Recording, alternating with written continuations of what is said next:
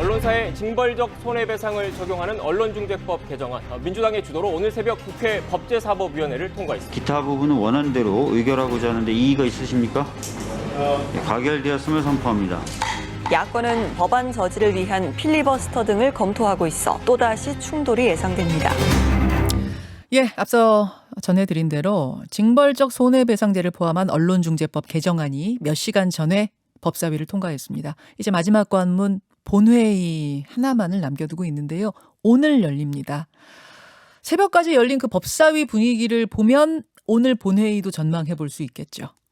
자, 지금부터 법사위 그 현장에 있었던 분을 연결해서 새벽 4시까지도 결론이 안 났던 이유는 뭔지 직접 들어보겠습니다. 민주당 미디어혁신특위 위원이자 법사위원이세요. 김남국 의원 연결을 해보죠.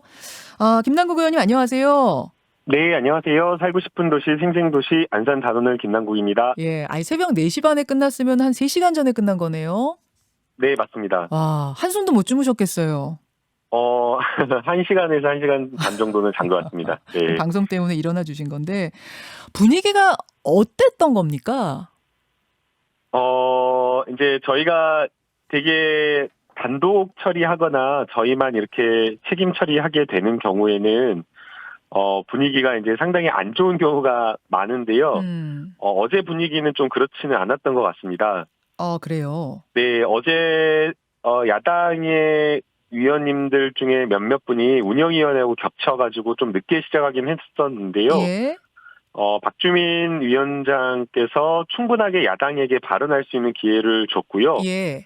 이제 여당 같은 경우에는 아무래도 또 숫자가 많다 보니까 뭐 여당이 한마디 하면 야당은 두마디 해야 되는 그런 상황이다 보니까 여당은 최대한 말을 아끼고 야당에게 발언할 수 있는 기회를 주다 보니까 조금 이렇게 심사하는 데 시간이 좀 많이 걸렸던 것 같습니다. 그럼 물리적 충돌이나 뭐 이런 건 없었던 겁니까? 네, 그런 것도 전혀 없었고요.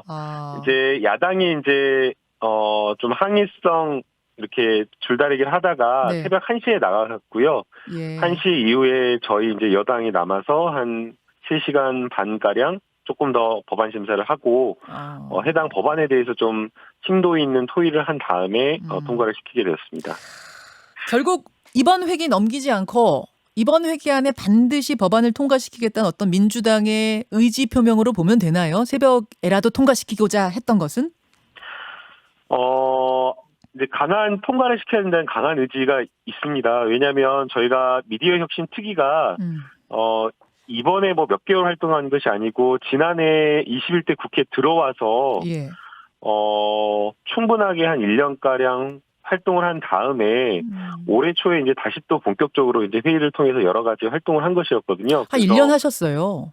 네, 그래서 너무 늦었다라는 언론개혁과 관련되어서 한 게 뭐냐, 더 빠르게 좀 했어야 되는데 늦었다라는 그런 평가가 많아서 이제라도 그리고 지금 아니면 또 쉽지 않다라는 판단 아래 좀 늦게까지 법안 심사를 하게 되었습니다. 1년 활동하고 이제 충분히 무르익었다 지금 말씀하셨는데 근데 언론 노조 뭐 이 언론 단체들 얘기 들어보면 토론 몇 번 못했다. 우리 목소리 전달 안 됐다 그 얘기 하시더라고요. 상당히 많이 이렇게 좀 회의하고 토론이 되었고요.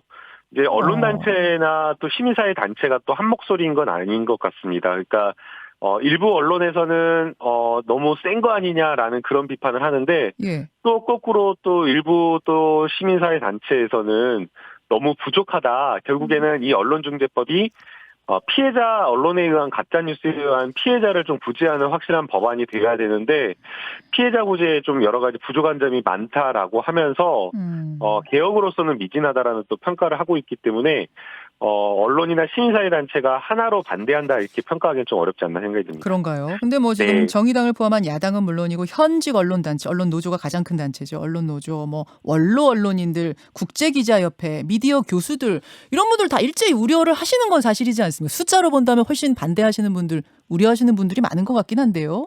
이제 그 내부의 어떤 사정도 또 내부의 어떤 커뮤니케이션 그 내용도 좀 알 필요는 있는데요. 예. 상당히 시민사회 단체라든가 학계에서 주장한 것을 많이 받아들였습니다. 그래서 처음에 미디어혁신특위에서 제출했던 법안에서 예.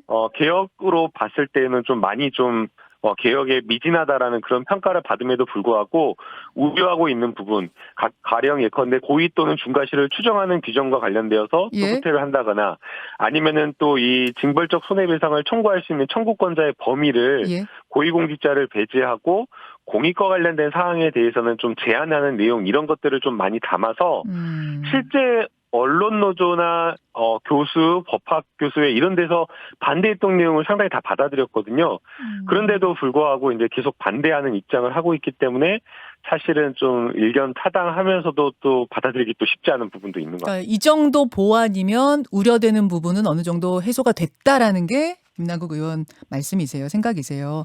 네, 그렇습니다. 여전히 우려가 남는 부분을 좀 들여다보니까 이런 거더라고요. 그러니까 가짜 뉴스 잡으려다가 진짜 뉴스를 잡는 거 아니냐 이런 목소리가 도대체 왜 나오는 건가 어떤 부분 때문에 나오는 건가 봤더니 고위직과 대기업 임원은 소송 못 걸게 보완을 했는데 수정을 했는데 근데 구체적인 사례로 최서원 씨 같은 예전 최순실 씨죠. 최서원 씨 같은 비선 실세는 어떡하나. 커다란 보도 내용 중에 구석에 있는 조그만 거 꼬투리 잡아가지고 이거 팩트 아니다. 이러면서 언론사에다가 천문학적인 금액의 배상 소송 걸면 이건 어떡하나. 그 재판 결과 나오기까지 수개월, 길게는 수년이 걸리는데 그러면은 그동안은 계속 고통당해야 하는 거고. 태블릿 PC 보도 같은 탐사 보도는 아예 시작도 못하는 거 아니냐. 어떻게 생각하세요? 이게 그 제일 잘못 알려진 뉴스 중 하나인데요. 언론중재법 3조의 이 사항에 따르면요. 예. 공익과 관련된 사항, 공적 관심 사항에 대해서는 아예 징벌적 손해배상이 적용이 되지 않도록 되어 있습니다. 공적 관심 대상이라 하면 굉장히 폭이 넓은 거 아닌가요? 굉장히 폭이 넓게 해서 사실상 징벌적 손해배상으로 피해자 구제가 안 된다라는 그 평가를 받는데도 불구하고 언론노조나 시민사회 단체에서 일각의 우려 때문에 그리고 지금 방금 앵커께서 지적하신 대로 예. 그러한 공적 보도와 관련된 의혹 초기 단계에서의 보도가 막힐 우려가 있다라는 그런 비판이 있어서 1호부터 3호까지 공공복리 등 공공의 이익을 위한 경우에는 아예 징벌적 손해배상이 적용하지 아니한다라고 이렇게 조문을 넣었기 때문에 지금 비판하고 있는 그 논거로 계속해서 이제 방송에서 뭐 일주일 내내 그 이야기 나오고 있는데 사실 그게 사실이 아닌 부분입니다. 아, 그러면 예를 들어서 그 위디스크인가요? 거기에 양진호 대표 뭐 직원들한테 활 쏘고 이랬던 거. 이 사람도 대기업이 아니라 중견기업 임원이기 때문에 손해배상 걸 수 있거든요. 이 법대로라면. 이런 네. 경우는 이건 공익하고 상관없다. 사적인 것이다 하고 걸면 어떡합니까?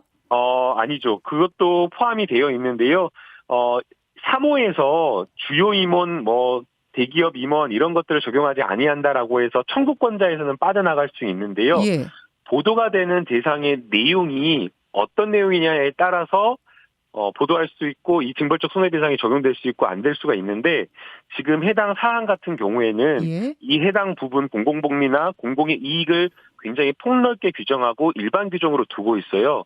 그래서 1호 같은 경우에는 공익신고자 보호법 2조 1호의 공익침해 침해 행위와 관련된 사항이라고 해가지고 나열식으로 해서 쭉 이렇게 하고 있고 그 다음에 이제 그걸로 촘촘히 또 나열식으로 엄청나게 많은 경우를 두고 있지만 그걸로도 부족해서 3호에서 아예 일반 규정을 또 두고 있어서 지금 위디스크나 여러 웹하드에서 굉장히 중견기업 청구권자로 해서 빠져나가는 그런 분들도 충분하게 보도할 수 있는 사안입니다. 그 기준이 그럼 되게 좀 애매할 수 있겠는데요. 이게 그럼 이 어디까지를 공적으로 볼 것이고 어디부터 사적으로 볼 것인가 이것만 가지고도 한참 다투겠는데요.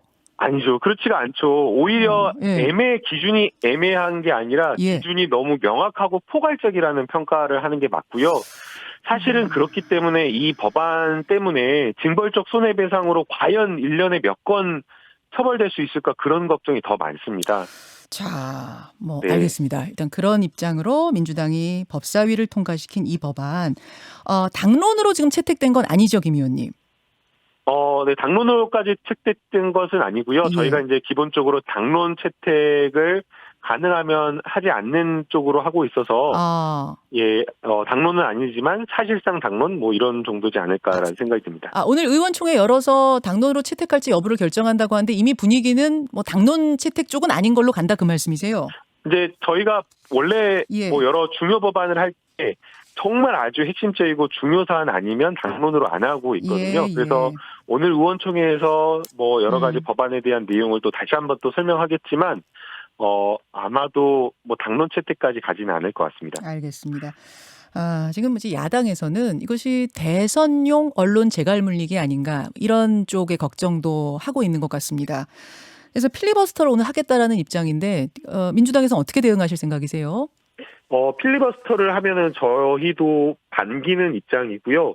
왜냐하면 반긴다고요? 지금까지 필리버스터를 네. 하는데?